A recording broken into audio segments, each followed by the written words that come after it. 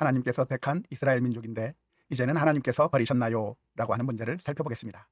한 분이 제게 질문을 주셨습니다. 구약 성경을 통독하면서 하나님께서 선택하신 이스라엘을 끝까지 눈동자와 같이 돌보시며 아끼고 사랑하셨던 모습을 보면서 선택한 백성들을 끝까지 보존하시고 지키시는 그 은혜에 참 감사한 마음이 들었습니다.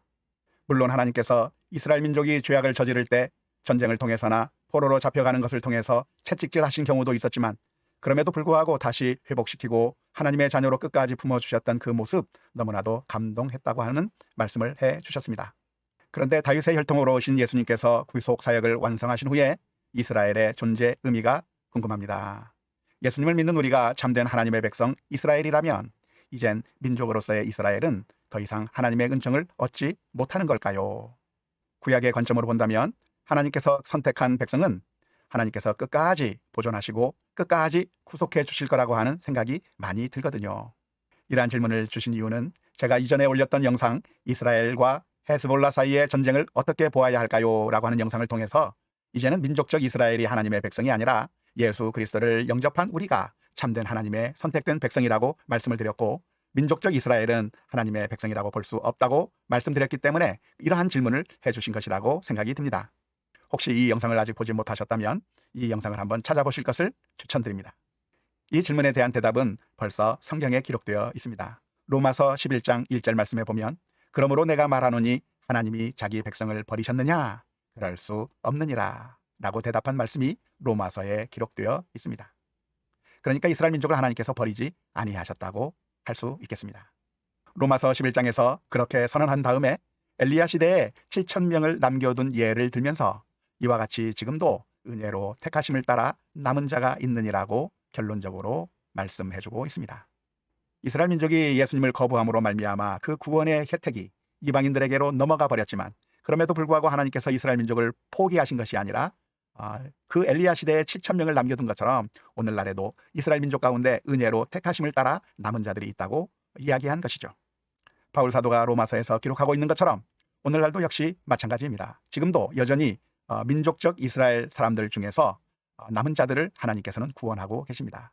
지금도 이스라엘 민족 중에서 예수님을 나의 주, 나의 하나님으로 고백하는 사람들이 있는 것이죠. 그래서 그 사람들이 하나님께서 선택하신 사람들, 남은 자들이라고 할 수가 있겠습니다. 하지만 예수님을 거부하는 이스라엘 민족, 나라로서의 이스라엘은 하나님의 백성이라고 말할 수는 없겠습니다. 마태복음 3장 9절에서는 분명하게 표현하고 있습니다. 유대인들을 향해서 이런 선언을 했죠. 아브라함이 우리 조상이라고 생각하지 말라. 돌들로도 아브라함의 자손이 되게 할 수 있다고 선언한 것입니다.